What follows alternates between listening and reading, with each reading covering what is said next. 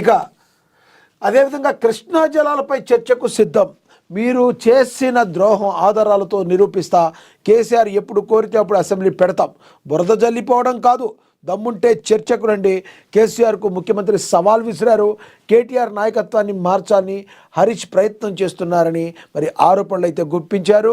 ఓవరాల్గా చూసుకుంటే మా మీద బురద పేడ జల్లేలటం కాదు, కృష్ణా జలాల వివాదాలపై మీ పాపం ఏంటో, మీ బతుకు, మీ బండారం మొత్తం బయట పెడతానని సీఎం రేవంత్ రెడ్డి చాలా ఘాటుగా వ్యాఖ్యానించడం జరిగింది. ఒకసారి చూద్దాం. కృష్ణా జలాల్లో ఎవరు అన్యాయం చేశారో చర్చకు సిద్ధం. నదీ జలాలు ప్రాజెక్టులపై చర్చిద్దాం రండి అంటూ ప్రతిపక్ష నేత కేసీఆర్కు ముఖ్యమంత్రి రేవంత్ రెడ్డి ఛాలెంజ్ విసిరారు. కేసీఆర్ ఎప్పుడు కోరితే అప్పుడు అసెంబ్లీ సమావేశాలు పెడతానన్నారు. బురద జల్లి పారిపోవటం కాదు, నీటి వాటాల్లో ఎవరి హయాంలో అన్యాయం జరిగిందో చర్చిద్దాం రావాలంటూ కేసీఆర్కు సవాల్ విసిరారు సీఎం రేవంత్. కృష్ణా జలాలపై ప్రతిపక్ష నేతగా లేఖ రాయండి. కృష్ణా జలాల్లో ఎవరు అన్యాయం చేశారో చర్చకు సిద్ధం. గోదావరి కృష్ణ జలాలపై సభలో చర్చకు సిద్ధంగా ఉన్నాం. ఉమ్మడి రాష్ట్రంలో కంటే బీఆర్ఎస్ హయాంలోనే ఎక్కువగా ద్రోహం చేశారు. మీరు చేసిన ద్రోహాన్ని ఆధారాలతో సహా నిరూపిస్తామని రేవంత్ చాలా ఘాటుగా వ్యాఖ్యానించారు. ఇక కేసీఆర్ క్రియాశీల రాజకీయాలు ఉన్నప్పుడే ఓడించి తాము అధికారంలోకి వచ్చామని సీఎం రేవంత్ రెడ్డి చెప్పారు. గజ్వేల్ నియోజకవర్గంలో మెజారిటీ గ్రామ పంచాయతీలు గెలిచామన్నారు. కేసీఆర్ క్రియాశీలక రాజకీయాలు లేరని గజ్వేల్ ప్రజలు తీర్పునిచ్చారని తెలిపారు. ఇది చాలా ముఖ్యం. రేవంత్ రెడ్డి దూకుడు చూస్తుంటే మరి బీజేపీ బీఆర్ఎస్కు ఒక రకంగా తలలు బొప్పు కడుతున్నాయి. అదేవిధంగా మరి ఒక టెన్షన్ వాతావరణం నెలకొంది. వాళ్ళందరిలో కూడా ఒక గందరగోళం కార్యకర్తల్లో నెలకొంది. ప్రధానంగా బీఆర్ఎస్ పార్టీ నుంచి అసలు నైరాశ్యంలోకి వెళ్ళిపోయారేమో, బీఆర్ఎస్ పార్టీలో ముసలం పుట్టిందా అన్న విధంగా వెళ్ళిపోయారమన్న విశ్లేషకులు, రాజకీయ విశ్లేషకులు మాట్లాడుతున్న పరిస్థితిని మనం గమనిస్తున్నాం. ఎందుకంటే ప్రధానంగా చూసుకుంటే ఎప్పుడైనా కూడా మరి పార్టీలో ప్రభుత్వంలో ఉన్నప్పుడు ఎవరైనా ఉంటారు, ఎవరైనా మాట్లాడతారు. పార్టీ కష్టాల్లో ఉన్నప్పుడు మరి ప్రభుత్వం ప్రతిపక్షంలోకి వచ్చేసింది. అప్పుడు గతంలో ఉన్న ప్రభుత్వంలో ఉన్న బీఆర్ఎస్ పార్టీ ప్రతిపక్షంలోకి వచ్చింది. వచ్చినప్పుడు కేసీఆర్ మరి కేవలం ఫామ్ హౌస్కే పరిమితం అయిపోయి వాళ్ళ కార్యకర్తలకు కూడా ఏమి చెప్పలేని పరిస్థితుల్లోకి వెళ్ళిపోయారు. మరి ఇలాంటి టైంలో మరి కాంగ్రెస్ పార్టీ దూకుడుగా ఉండగా ఇంకే విధంగా ఉంటుందని చెప్పి విశ్లేషకులు అడుగుతున్నమాట. అయితే రేవంత్ రెడ్డి కూడా చెప్పారు, ఈ కృష్ణా జలాల విషయంలో, కృష్ణా జలాలు అదేవిధంగా గోదావరి జలాల్లో ఉమ్మడి ఆంధ్రప్రదేశ్లో కంటే మీరు చేసిన అన్యాయమే ఎక్కువ. మీరు అసలు ప్రతిపక్ష నేతగా ఒక లేఖ రాయండి, ఏం జరిగిందో లేఖ రాయండి. అసలు ఈ కృష్ణా జలాలు గోదావరి జలాల విషయంపై మేము అసెంబ్లీలో చర్చించడానికి సిద్ధము, మీరు సిద్ధమా అని చెప్పి ఓపెన్ ఛాలెంజ్ విసిరారు సీఎం రేవంత్ రెడ్డి.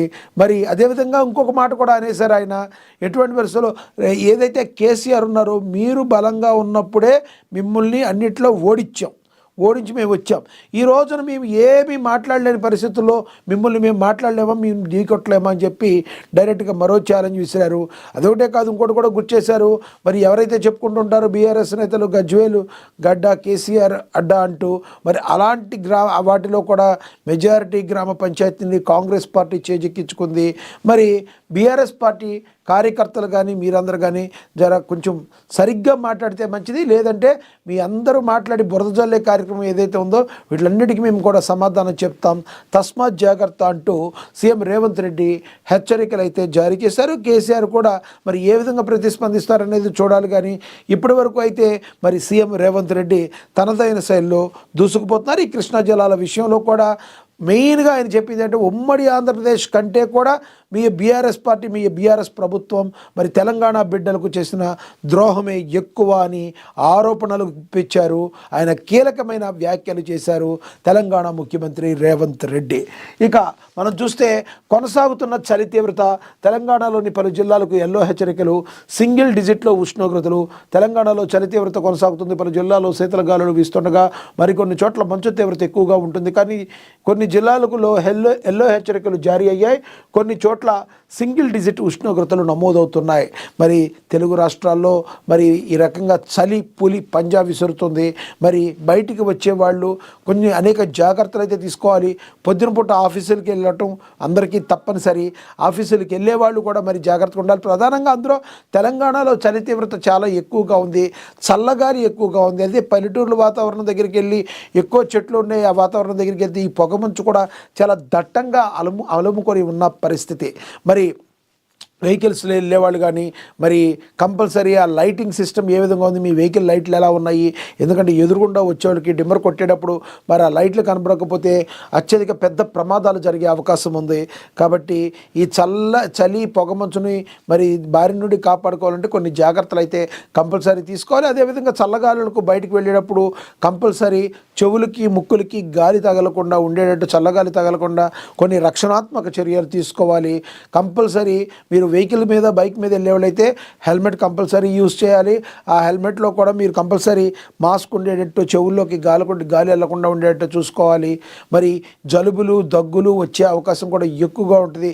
చల్లగాలికి గొంతులు పట్టే అవకాశం, కొంతమందికి థ్రోట్ ఇన్ఫెక్షన్, కొంతమందికి లంగ్స్లోకి రకరకాల ఫ్లమ్ యాడ్ అయిపోయి చాలా తీవ్ర ఇబ్బందులు ఈ చల్లగాలి వలన పడే అవకాశం ఉంది. ఇల్లు నీట్గా ఉంచుకోవాలి, దోమలు ఎక్కువ రాకుండా ఉండేట్టు చూసుకోవాలి.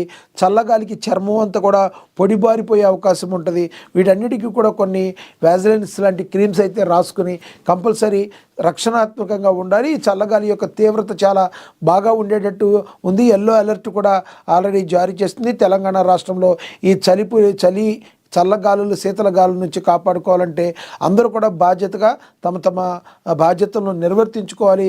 మరి చల్లగాలి నుంచి, శీతల గాలి నుంచి, పొగమంచు నుంచి, చలి నుంచి కూడా మరి తమను తాము కాపాడుకోవాల్సిన అవసరం ఎంతైనా ఉంటుంది. ఇక నిరుద్యోగుల కల సాకారం, TGPSC గ్రూప్ 3 ఫలితాలు